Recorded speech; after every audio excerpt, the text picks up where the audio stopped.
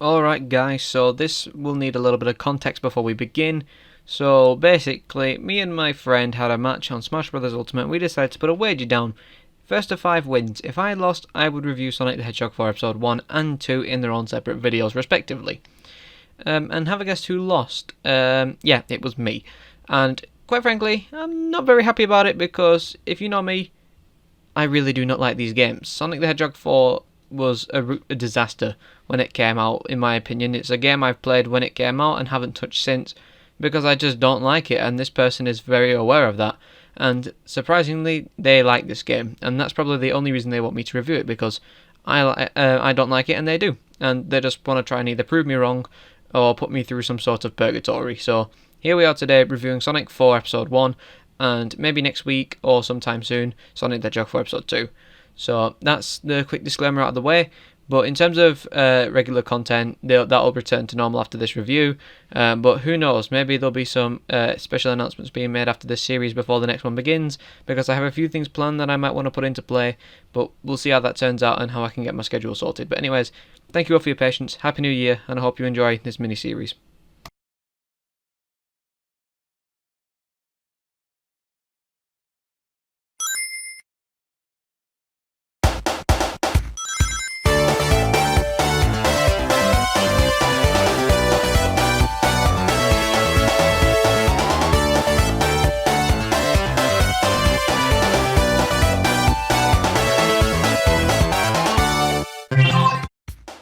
Just like its predecessor, this game has pretty much little to no plot in it, apart from it just continues from where the last one left off. But we did get a little teaser in the previous game as to what's going to be involved this time around, with Sonic jumping on Tails' rocket to reach the Death Egg in the previous game, so of course Tails is in this game. And I think that's quite a welcome addition. It obviously follows along with the classic titles. You know, Sonic was just in the first game, and then in the second game was introduced to Tails. I think it's a nice little callback. I mean, of course I slandered the previous game for trying to be an exact copy, but this time I think it's fine. I think it's acceptable because we want to show a progression in terms of gameplay styles and whatnot. So this is fine. I can accept this. But when it comes to the rest of the plot, I really do think the only difference is this time the Death Egg has been rebuilt and Metal Sonic has come along. Whether he's been rebuilt or just newly built depends on when this game takes place. I'd imagine Sonic CD doesn't count, but if it does, it takes place in between Sonic 1 and 2. So Metal Sonic was decommissioned for quite a long time in that case, and now it's just been rebuilt. If that's what I'm getting, if you understand what I'm getting at here. So essentially, the premise of the plot this time is it's just literally just takes place not long after the first game did, and honestly, that's all we really wanted. We didn't want anything too major. I was very surprised, pleasantly surprised actually, with the gameplay this time around. It actually felt somewhat fun to play at times. So, pat on the back for that Sonic team, you actually managed to make Sonic 4 fun. But of course, this was only in brief moments. Only some stages were fun, only some moments of stages were fun. The entire game basically just felt meh in terms of its gameplay, but it had its moments definitely. But one of my main problems with the gameplay in this game is it also relies on gimmicks. So the previous game's main gimmick that it relied on for you to use all the time was the homing attack, and of course it returns in this game, but it is used far less offensively in this game. Instead of it just being used to spam everywhere, this time it actually allows for platforming shortcuts more often than not, which is the game's biggest strength compared to its predecessor. But then the main gimmick of this game is tag mechanics, I think they were called. I can't remember what they were called, but like basically team abilities. Sonic and Tails using different abilities to essentially aid each other in the field. And I think this is a really nice addition, because this is something we couldn't do in the Genesis version of Sonic 2, but was later ported around where Tails could carry Sonic. And in this game you can have Tails carry Sonic again, but there's also other abilities such as rolling into a ball together to smash through objects, or doing something reminiscent of Team Blast from Sonic Heroes when you get a special power-up. I really do think that the tag mechanic in this game is actually really well done, which is very surprising for me to say. I really did not expect much out of it, but alas, I was surprised, and I feel like it was a gimmick that was used really well, and it wasn't just there for the sake of being there. You can use it to take massive shortcuts, you can sometimes exploit levels with it, but that's not a massive issue if you ask me, because it just further builds upon level design and how the gameplay will affect level design, which level design in this game is far better than the previous game, without a doubt. I can just say easily that the gameplay in this game is a million times better than what it was in Episode 1. But like I said before, it's still not exactly good. There are still some parts of this game where I felt really bored when playing it, most notably in the second stage, which was the icy roller coaster stage. I can't remember its name, and I'll get into that in just a moment. But yeah, I can't remember its name, but I felt a little bit bored during that entire stage because even though it did look nice, it just didn't feel exactly fun to play. It was well presented, don't get me wrong, but like I said, it just didn't have that fun factor, which was a bit of a shame. But in terms of, like I said, in overall gameplay, it's way better than the previous game, but it's still just okay. There are moments that I actually really enjoyed the game, but there's also moments where I just thought, yeah, this is exactly the same as the previous game and it's not adding anything to it. The game mainly shone in terms of gameplay when it came to the gimmicky mechanics, such as the tag mechanic, if you ask me. I really do think that it was used to its full potential very nearly. There were a few spots where it could have been used a little better, or it could have encouraged you to take platforming shortcuts rather than just follow the linearity of the levels. But of course, that's where the reward comes in when it comes to this gameplay, and that is trying to experiment with tag mechanics, and you do get rewarded for this, which is something the previous game lacked, reward for, trying new things. When it comes to the reward in this game, by experimenting with the flight mechanic and the ball rolling mechanic as well, if you use them effectively, you're able to either skip massive chunks of stages or even just blaze through parts you weren't supposed to. For example, when you use the ball rolling mechanic, you can get massive bursts of speed to get along essentially just a massive stretch of area, so you can easily clear it in less than maybe 10 seconds, and that could have took you almost 30 to 40. You can easily speedrun the game by using that mechanic, and the flight mechanic, like I said, if there's a massive gap that you're supposed to platform across, you can use the tag mechanic, albeit while it's slower, it gets you across there a lot safer than trying to do regular platforming. But the only main complaint that I have about the gameplay is it's basically controls the same as the previous game, and what I mean by that is there's little to no momentum and it feels very, very slow, and you can't use the standard ball rolling mechanic to your advantage, which is a massive shame, because that's what made the classic game so fun. As I stated in the previous episode, the main reason why I love classic Sonic games is the sense of speed you can build up for yourself, and that you have to earn, which is a reward for playing the game well. Essentially, that's why all classic Sonic games felt extremely fun to play, if you ask me. So that's another thing that this game did lack, unfortunately. It was its overall control. It did feel like you just had to hold right the whole time to generate any sort of speed. The homing attack gave you massive bursts of speed out of nowhere. Jumping after moving forward for a little bit stops you dead in your tracks. Hills are still extremely difficult to go up if you have no speed, and you can't roll down a hill either to get a bigger burst of speed, which is probably the biggest letdown, because some of these levels look like they are designed in a way for you to just roll down it using the just by tapping down and rolling into a ball, because that's what the roll mechanic's supposed to do. It's supposed to generate speed from it. But again, you have to just spam a spin dash to get any sort of speed out of a roll, unless you're using the tag mechanic roll, which is a shame because, like I said, it was one of my favourite parts of the older games that they could have easily fixed here, but they didn't. But oh well, it's fine at the end of the day. I still think it plays a lot better than the previous, because I think it feels like the levels this time around are actually designed around the control rather than trying to fight against it and encourage you to do things that don't work with the control. But that's just my personal opinion when it comes to gameplay, but overall it's much more solid than the previous games.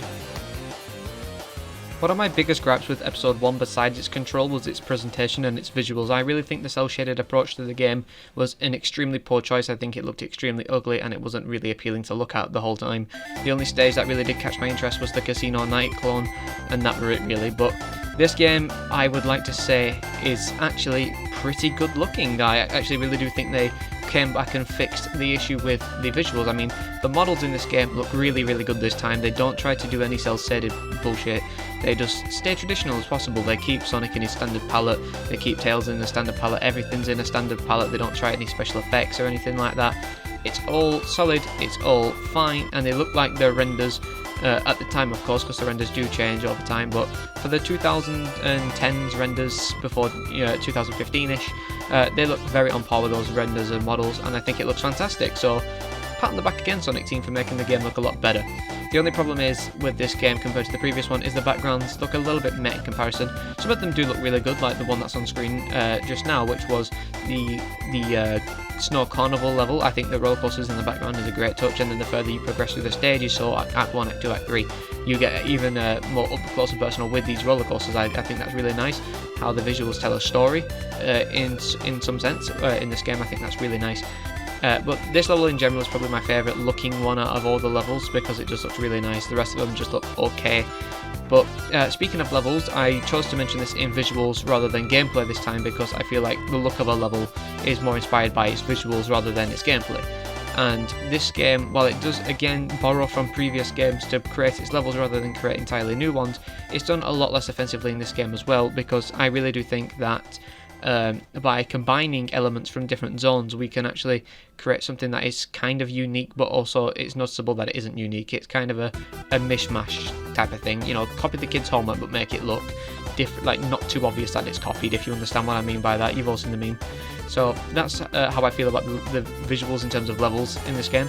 And when it comes to the levels, the first zone is clearly inspired mainly by Aquatic Ruin from Sonic 2, and then it also borrows from, I think, Marble Garden from Sonic 3. At least that's what it looks like and feels like to me anyway.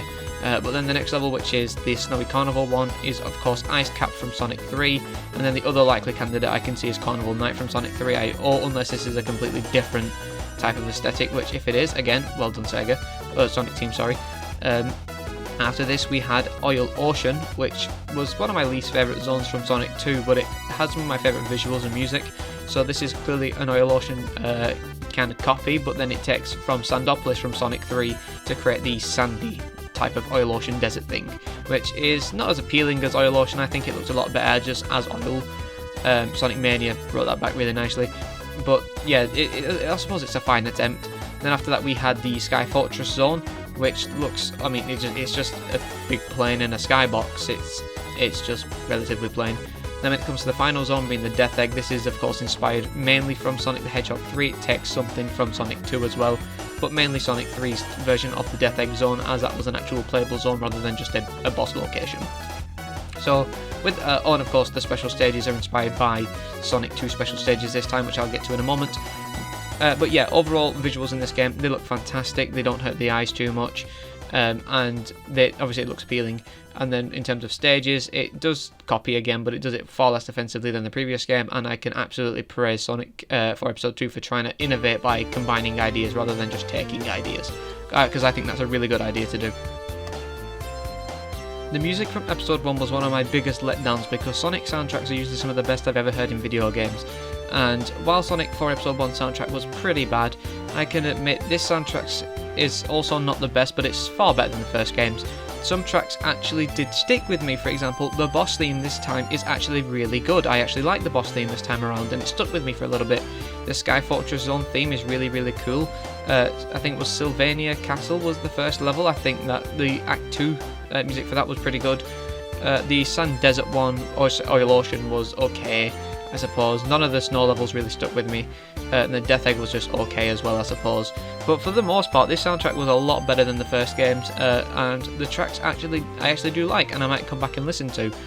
They weren't exactly memorable like some of the like the older games, Sonic 1, Sonic 2, Sonic 3, Adventure, whatever. They're not melodies that'll stick with you in your head that you can just hum on a daily basis, at least for me anyways. But yeah, some of them are a lot better, and I can actually remember parts of the tracks, which is the main thing that we have to focus on here, because of course, if you don't have a catchy soundtrack, it's not exactly going to resonate with some people or make them feel nostalgic, which of course was one of the lesser aspects of the first game. But this game, it kind of fixes it, but not too much. So again, music was kind of a letdown, but at least it's far better than the first game, and I think you can see a theme here with what's good and what's bad. And here we have yet another example of Episode 2 doing so much better than Episode 1, and that is the special stages. So of course, like I mentioned before, they are a copy of the half pipes from Sonic 2. But of course, this isn't the first game to copy them, and you know, a lot of other games have done this before. But I think this game does it the best out of all the different copies. I think this is probably my favourite iteration of the half pipe, if I'm being honest, because a lot of people will say that Sonic 2's half pipe was really good and they quite like it. I wasn't a massive fan of it, because by the time you saw the rings, I mean, there was a bomb right in front of you, or you couldn't see what was coming ahead. I get it was early technology, but you know, they weren't preferable. But in this game, oh my lord, they are extremely fun to play. And I mean, just look at them. They look less strainful on the eyes compared to Episode 1's. And I was really nervous about the half pipe in this game at first, before playing it, because I was like, oh no, what if it's terrible? Like the previous game, special stages, what if you have to move the half pipe rather than actually move Sonic and Tails? But I can confirm you move Sonic and Tails, and it feels fun. It genuinely does feel fun. And one of the biggest strengths is you don't just run at a fixed pace. You can choose to slow down or speed up, which I think is one of the better aspects here, because the faster you run sometimes the easier it is, but sometimes the slower you run the more challenging it can be. It all depends on the stage layout, and it's up to you to take advantage of where the rings are and how they are placed, which I thought was pretty genius, if I'm being completely honest with you. The fact that you have more control over your actions this time around rather than having to move the stage, which, you know, it just made me want to collect all the Chaos Emeralds, because in the previous game I did not want to collect all the emeralds. I was like, oh, I'm not doing this, this is so boring, it's dead. I think it's really pathetic. It's a pathetic excuse for a special stage. So yeah, this game absolutely nailed it in comparison to the other one. So again, hats off to you, Sonic team. But besides the extremely strange hand motion that Sonic makes to Tails in between rounds of the special stages, yeah, these are fantastic. I really do think they're extremely fun to play, and they are things I have come back to play besides my main playthrough. So yeah, they did well. And here we have yet another aspect of this game that I actually enjoyed a little bit, and it was the boss fights. Not exactly because they are fun fights, but because of the way they are presented. Because they took the presentation meter and they cranked it up to 1,000 for some of these fights. Notice I said some, not all, because the standard fights with Metal Sonic tend to be just meh, but the Sylvania Castle fight and the Oil Ocean fight and the final boss fight as well, they are extremely well presented. Like, just look at this thing.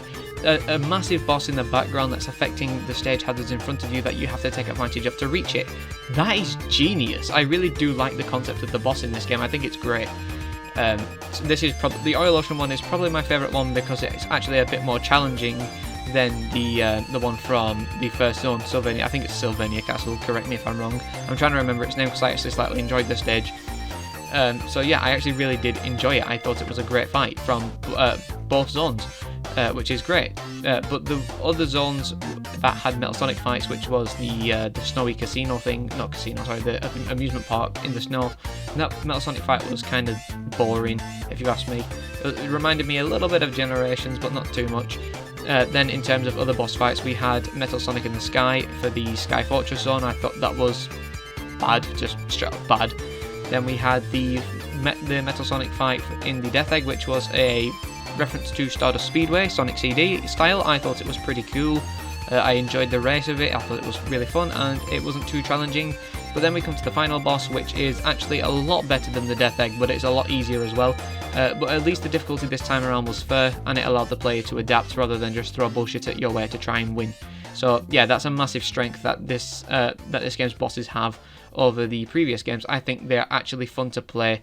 They are enjoyable, etc. You know, they're not just boring generic fights. They actually have some effort put into them, and I can applaud Sonic Team for it, because I would actually come back and play these bosses in a boss rush, because again, they are fun. I enjoy these boss fights, they are good. What more is there to say? It might sound like I've been singing songs of praise this whole video about Sonic 4 Episode 2, but believe me, this game is far from a masterpiece, and it's far from great. It's just good. Plain and simple, just good, okay. And I would really quickly like to say something about my rating I gave to Sonic 4 Episode 1. I think 4 out of 10 is a bit too generous, because I rated Shadow the Hedgehog at a 4 out of 10ish, roughly, and I think I would rather play Shadow the Hedgehog than Sonic 4 Episode 1.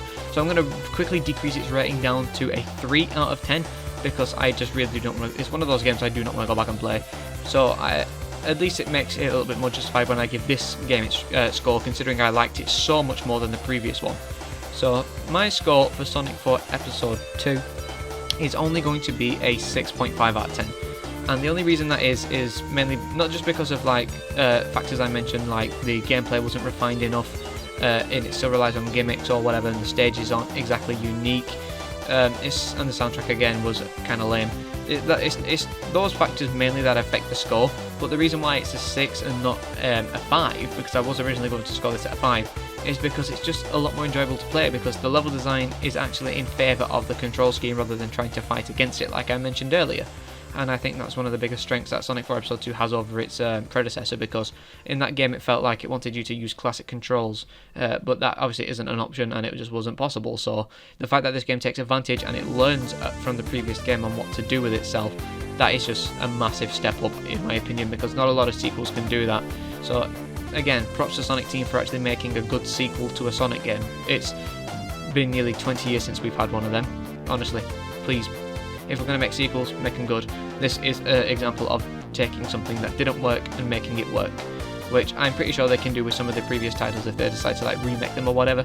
But this kind of makes me curious about the cancelled Episode 3, because Episode 3 was supposed to have Knuckles if it was going to follow along with, Sonic, Tails, Knuckles, whatever. Which would have been interesting to see how he worked, because of course Knuckles' levels in Sonic 3 and Knuckles were unique in the fact that he can smash through certain blocks, climb walls, etc.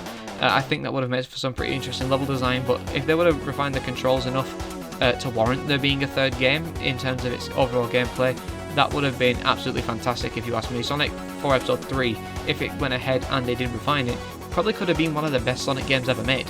And I'm being genuinely serious when I say that, because looking at the utter leaping quality from the previous game to this one, I do think Episode 3 had potential. So part of me does wish that this series did continue, but part of me also is thankful that it's over, because we will not have any more repeats like this with Christian Whitehead on our side, because he will probably make a Mania 2 eventually, and when that does come out it's going to be a lot better than this and Episode 1, thankfully.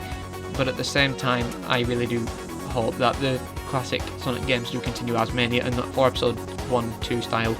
As much as I did enjoy this game, like I said, it's just one of those Sonic games that kind of exist, that I might come back to every now and then, but in terms of overall favourite Sonic games, it's not going to be on that list anytime soon. But thank you all for watching this episode of the Sonic 4 review. You might think it's over, but we have one last thing to cover before I make my summary video, and that is Episode Metal. So I'll see you next time for the Episode Metal review.